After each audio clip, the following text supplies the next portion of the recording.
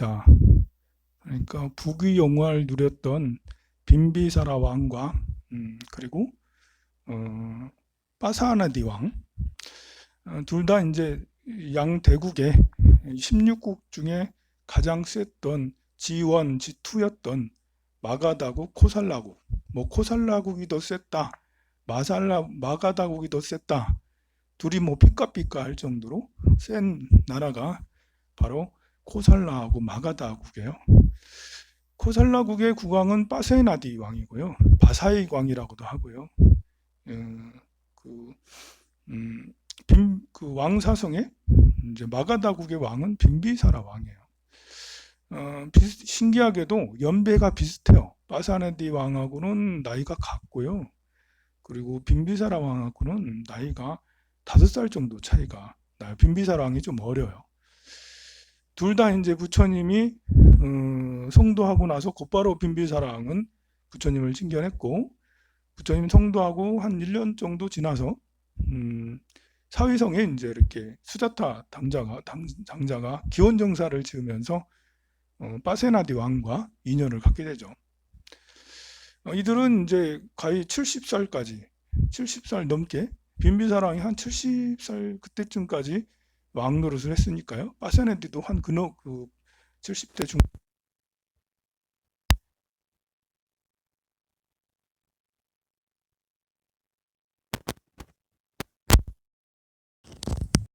80이 다 돼서 아마 이제 이렇게 죽게 됐을 거예요, 아마.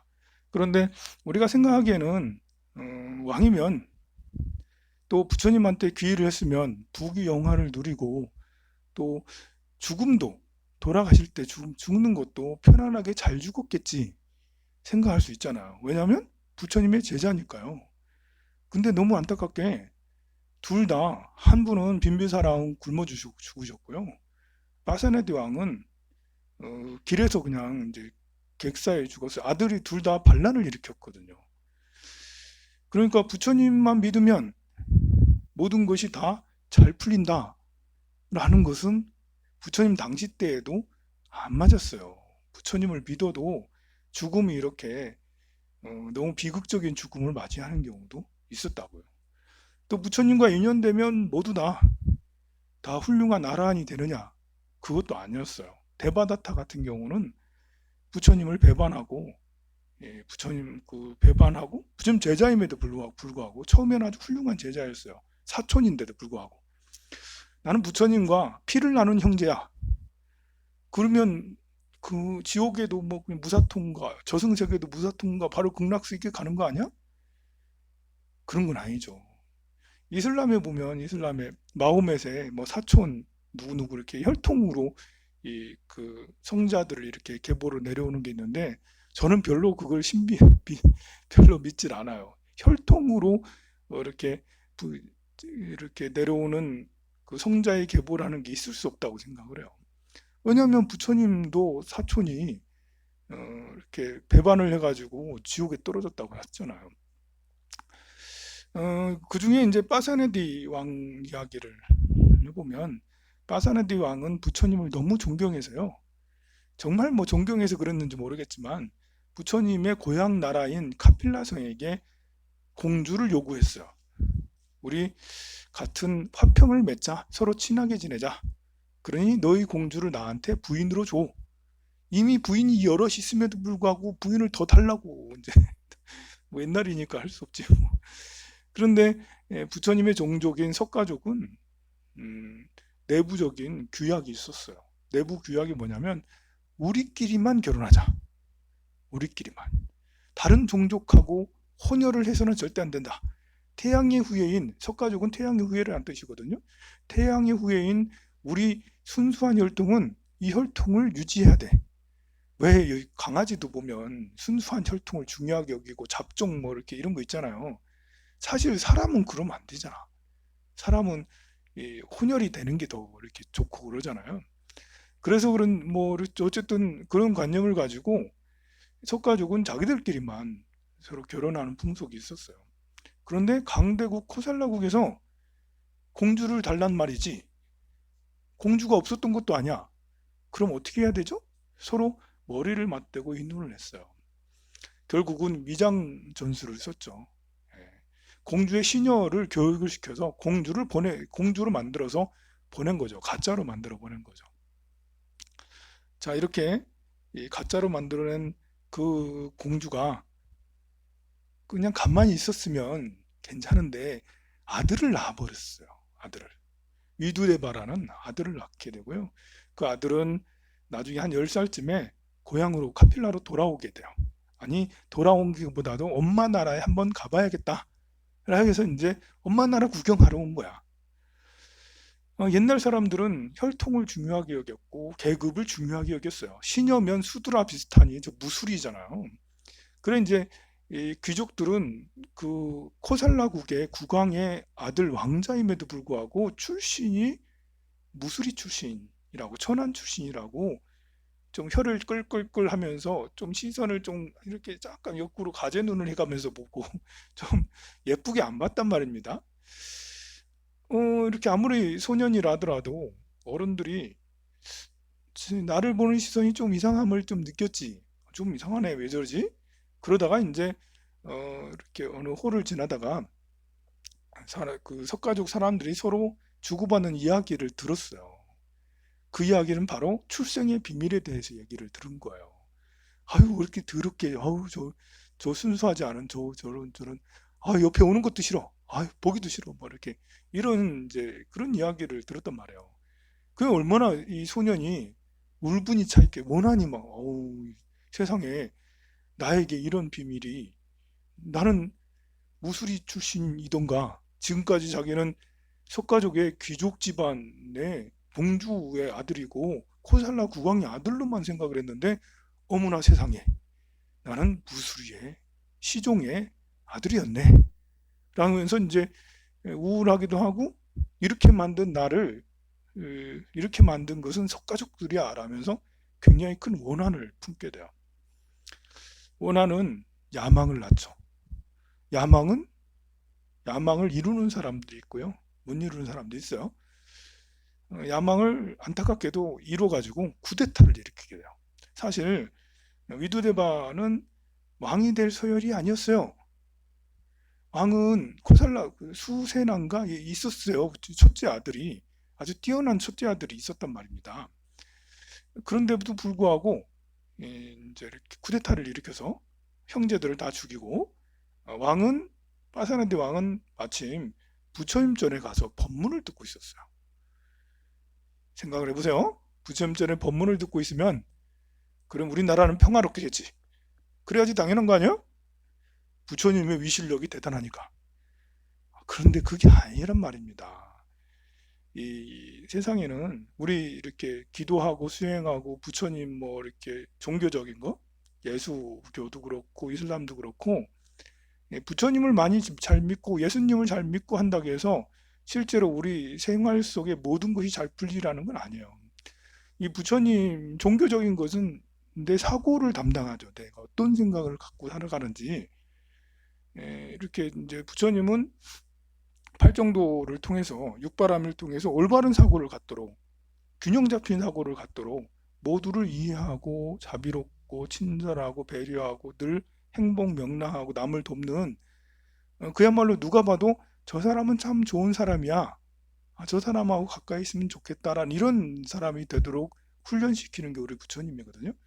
근데 그렇게 훈련해서 그런 정신을 갖는 거하고 실제로 생활하는 거랑 또 다를 수 있어요. 왜냐하면 실제로 삶을 사는 것은 내가 전생부터 지어온 업력과 사회 환경에서 쓰여지는 공업들이 함께 있기 때문에 그래요.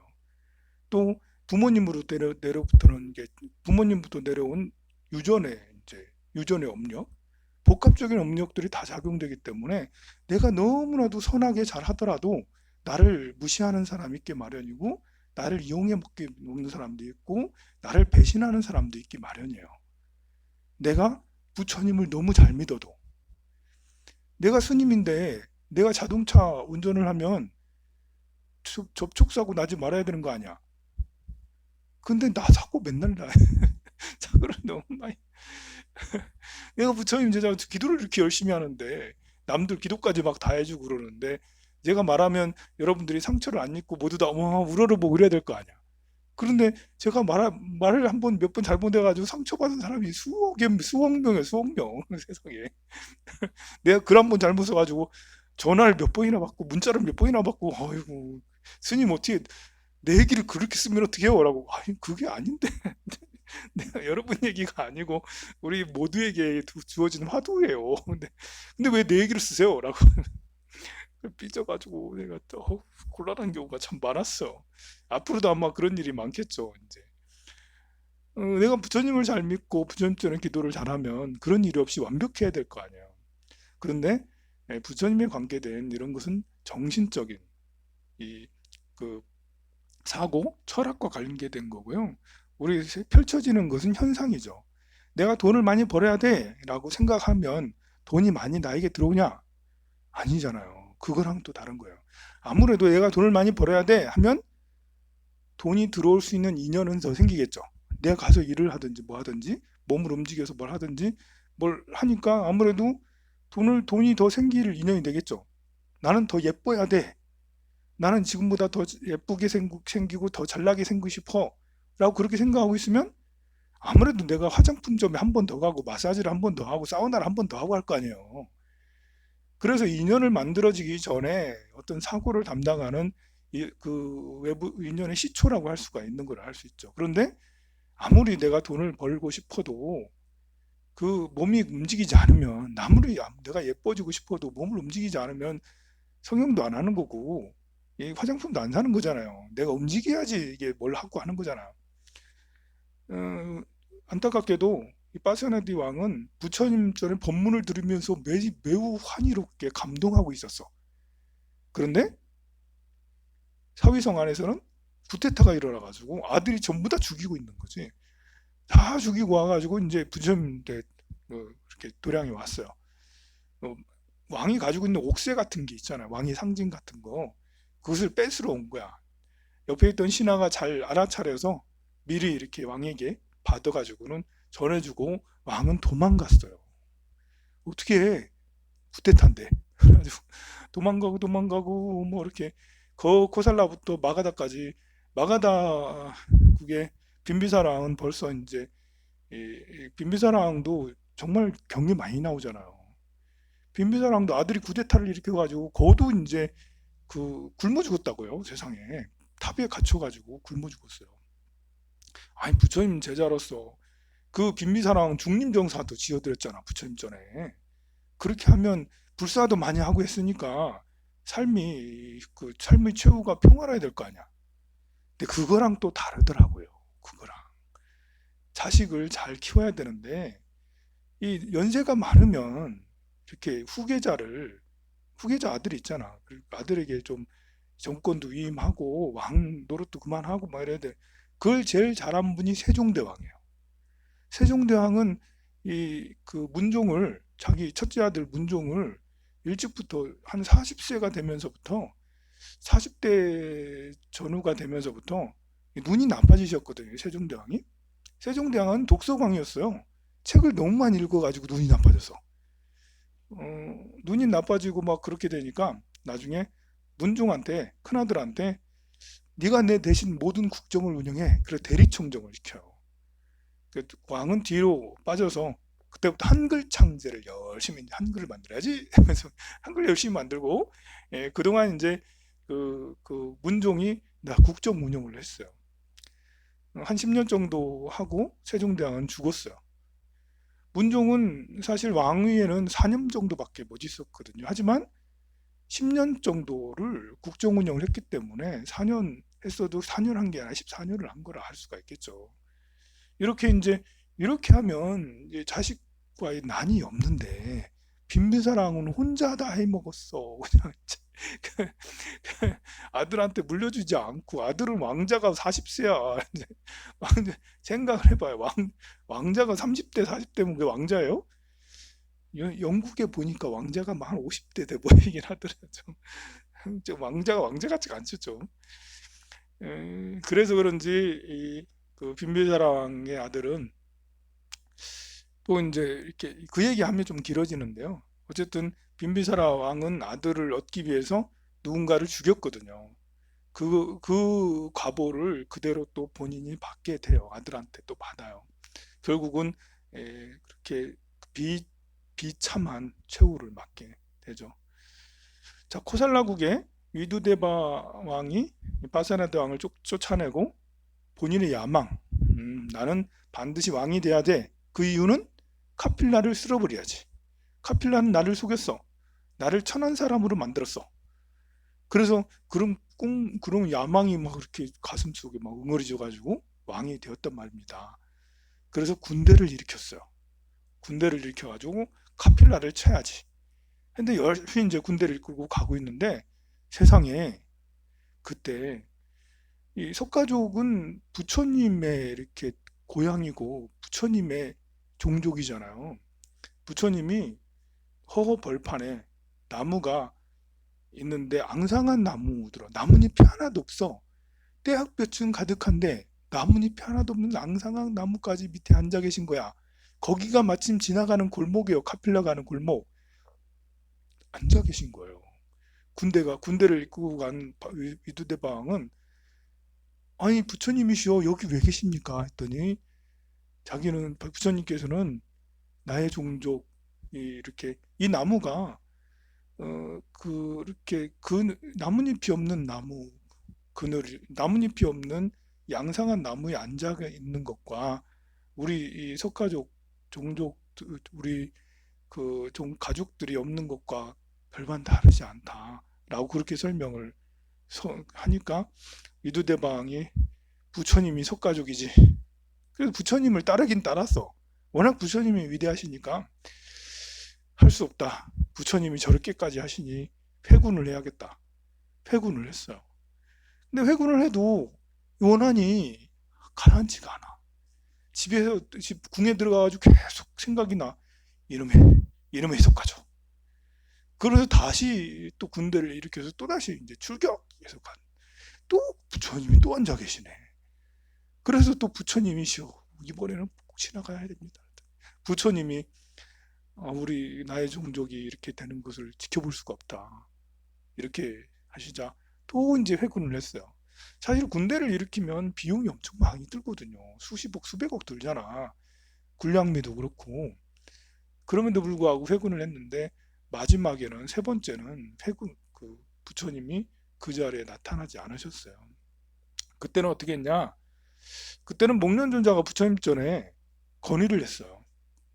목련존자는 신통제일이거든요. 어느 날 이제 이렇게 기근이 들었는데 비구들이 너무 쫄쫄 굶으니까 부처님이죠. 제가 신통력으로서 땅을 파면 거기에서 감자, 고구마, 뭐 쌀 이런 것들이 가득 나오게 하겠습니다. 했더니 그러지 말아라. 신통을 그런 데 쓰면 안 되느니라. 후세가 그럼 다 망하느니라 이러면서 말렸어요. 신통력을 쓰면 신통력을 저는 신통력이 있는지도 잘 모르겠지만 뭐 예수님이 뭐 이렇게 뭘 하고 뭐 이렇게 빵을 만들고 물고기를 만들고 이런 것이 진짜 그랬는지 뭐 잘 모르겠고 달마 대사가 뭐 어떻게 했고 뭐 이런 것이 이 있을 거라고 나름 이제 확신은 해요. 그런데 누구나에게 다 쉽게 얻어지는 건 아닐 거라고 또 확신해요. 이 뭐 이렇게 사실 신통력을 길러가지고 보이지 않게 하고 뭐 전생을 알아보고 그 다음에 남의 속마음을 알아보고 뭐 이런 것들은 정말 쉬운 게 아니거든요. 또 있다가 또 없어지기도 하고 이것이 나의 수행으로서 이루어진 건지 아니면 어떤 영이 들어와서 이렇게 되는 건지 구분하기도 사실은 어렵고요. 그래서 대부분 내가 생각할 때는 신통력이라고 하는 사람들은 영이 들어와서 쓰는 것이 99%라고 나는 확신해요. 그래서 안 믿어. 그냥 호기심이 있어서 그냥 이렇게 진짠가 하면서 이제 관심을 갖고 그런가요? 하면 들어보기는 하는데 그런데 99% 나는 이게 영이 들어와서 그런 거라고 확신하거든요. 그래서 신통을 쓰는 것은 오히려 사람의 마음을 미혹하게 만들고 이 사람이 왜 이렇게 그 종교의 노예가 되겠어요. 나는 무지한데 나는 아무것도 할 줄 모르고 미래도 모르고 뭐 속마음도 모르고 그러는데 저 교주는 다 아는 것 같아. 아는 것 같은 것처럼 말하고 행동하니까 14,400명 안에 들면 영생한다잖아. 믿어지지도 않는 이런 엉터리 같은 주장을, 영생을 무슨 영생이요. 그래 이제 그래 어, 목련존자가 부처님한테 건의를 해요. 제가 신통력을 써서 카필라성을 철이 장막을 만들어서 그 카필라성을 보호하겠습니다. 라고 그렇게 건의를 했다라고 그래요. 근데 부처님은 그러지 말라고 이야기를 해요. 자, 위두대바왕은 코살라부터 쭉 진군해서 보이는 족족 석가족들은 다 목을 뱄어요. 다 죽였어요. 전부 다. 석가족은 피하고 카필라의 저 넓은 연못 근처에서 다 몰려가지고 그냥 이렇게 포위를 당했어요. 거기에 왕도 있었어요. 그때 왕은 마하나마라고 해서 이미 이제 그 부처님의 아버지 정반왕은 열반하시고 돌아가시고 얼마 안 있어서 돌아가시고 몇 년 지나서요. 부처님이 거의 뭐 이렇게 70대 중반 정도 있었던 일이에요. 거의 열반에 드실 때쯤 일입니다, 이게. 그러니까 그 마하나마가라는 왕이 카필라를 이제 다스리고 있었을 때인데요. 마하나마를 비롯한 수백 수천 명의 그 카필라 석가족이 마지막으로 그 연못 앞에 이렇게 포위되어 있는데, 그때 이제 위두대바 왕이 왕 나와라 하려면서 라발라바마 네가 네 죄를 알렸다 이렇게 하면서 이제 막 혼내면서, 그래 너도 왕이니까 죽기 전에 소원을 말해봐, 소원 하나 들어줄게 이랬더니 위두대바 왕이 소원을 말하기를, 제가요 물속에 뛰어들어서 숨을 참는 동안에 도망가는 우리 석가족은 그때 그때까지만이라도 살려주세요. 그냥 놔주세요. 뭐 그래 뭐 그 정도야. 뭐 위두대방은 뭐 그런 걸 놀이처럼 생각했겠죠. 그래 제가 숨을 참을 동안 석가족은 막 도망가게 해? 그럼 올라올 거 아니에요? 그럼 내가 이렇게 병사를 시켜서 다 이잡듯이 묵 잠들 이런 생각을 했을 거 아니에요. 참으로 안타깝게 이제 그 마하나마 왕은 물속에 뛰어들어. 근데 1분이 지나면 올라와야 되잖아. 보통 숨 오래 못 참으니까. 3분이 돼도 5분이 돼도 안 나오는 거예요. 아니 벌써 석가지고 많이 도망가고 있는데 큰일이네. 그래서 병사를 시켜서 물 안에 찾아보라겠어. 그랬더니 글쎄 물 안에 풀 같은 거를 얼과매가지고 못 나오게 위두대방이 풀에 꽁꽁 매져 있는 거예요. 스스로 그냥 맨 거야. 그 자기가 나가면 안 되니까. 그러니까 물속에 익사해서 스스로 죽은 거죠. 이제 안타깝게. 그 사이 석가죽은 도망갔지만 뭐 병사들한테 도망가면 얼마나 또 도망갔겠어요. 거의 대부분 죽고 그랬습니다. 안타깝게 이봐요. 부처님이라 해서 모든 것을 전지전능하게 세상의 모든 것을 다 지배하고 다 완성된 게 아니잖아요. 예수님도 마찬가지잖아. 예수님도 그 거룩해, 얼마나 거룩해. 하지만 태어난도 그렇고 죽는 것도 십자가에 못 박혀 뭐 이렇게 죽고, 열두 제자들이 서로 쌈박질을 하고 막 갈등하고 막 이상하게 되잖아. 그 이후에 지금도 한 번도 서로 화합하지 못하고 계속 저렇게 되고 있고, 지금 그 여러 가지 이제 이단들이 막 나타나가지고 신천지가 온 세계를 지금 이제, 아니 우리나라도 지금 신천지가 아니었으면 나름 잘 선방해서 지금 지금쯤이면 거의 이렇게 코로나 이런 것들이 없었을 거 아니에요. 이제 다 완치되고 이제 됐을 거라고. 근데 이런 이 잘못된 이단을 믿고 이렇게 그런 사람들 때문에 우리나라가 지금 이러다가 이렇게 망하는 거 아니야? 이러면서 경제 지표를 이렇게 바라보고 이렇게 주가를 바라보면 뭐 그 오늘도 보면 1,500선이 무너지고 1,400으로 뭐욕 내려. 야 이러다가 1000포인트를 찍는 거 아니야? 900포인트로 내려가는 거 아니야? 뭐 이런 그냥 끝없이 미끄럼틀이야. 미끄럼틀 주르르 내려가지. 중간에 서는 게 없어. 미끄럼틀이야 막. 그 어디 그것만 그러게, 우리나라만 그런 게 아니고 전 세계가 지금 그러고 있으니까요. 게다가 또 이제 그 교회에서도 불교는 왜 그런 게 없냐? 일단은 절에는 사람들이 많이 안 와요. 이 일을 있기 전부터 코로나 있기 전부터도 절에는 사람들이 별로 잘 안 가. 그리고 또 이 일이 있고 난 다음에 더 안 가 절에. 그래도 이렇게 그 절에 다니는 사람들은 기본 소양이 있어서요. 우리 황룡사 같은 경우는 다 오고 싶은 사람이 굉장히 많아요. 굉장히 많은데도 불구하고 내가 가면 혹시 피해가 될까 봐 참고 계신 분이 정말 아주 많아요. 이렇게 참잖아. 저도 이렇게 이렇게 오지 말라고까지는 안 하지만 오더라도 이렇게 거리 떨어져서 2m 이상 떨어져서 이렇게 계시면 안 되잖아요. 너무 많으면 나도 외로워. 나도 한 번에 와서 이렇게 한 5명 정도로 30명 정도로 오셔야지 이렇게 계셔야지 또 그 정도로는 저는 괜찮다라고 생각을 하거든요. 그래 이제 마호메트 같은 알라의 종교도 마찬가지고요. 이 신은 위대하다라는 것은 정신적인 위대함을 말하는 거고 종교가 꼭 필요하다고 저는 생각을 해요. 왜냐하면 나의 사고를 잘 조절하게 하고 마음을 잘 다스리게 하니까. 그런데 마음을 혼란시키게 하는 종교를 믿으면 안 되겠죠. 마음을 기르고 성장시키고 더 넓은 마음, 더 포용스러워하는 마음, 더 이해를 잘하는 마음, 마음을 잘 내려놓고 욕심을 내려놓고 남을 도우려고 하는 그런 종교를 믿다 하더라도 근데 대부분의 종교라는 것이 그 개벽을 얘기하고 개벽은 이제 미륵불 같은 걸 얘기하는 거거든요. 새 시대. 아니 새 시대에 당연히 지금보다 더 나은 세계가 되면 좋죠.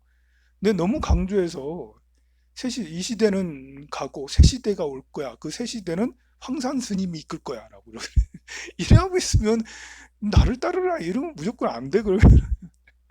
그리고 영생이란 말도 아니, 안 돼요. 이것도 그냥 무조건 영생한다 이런 거면 매도다 생각하면 돼요. 영 이제 AI가 이제 이렇게 발달이 되면 영생할 수도 있을지 몰라요. 예, 바이오 산업이 발달되면 우리 그 세포를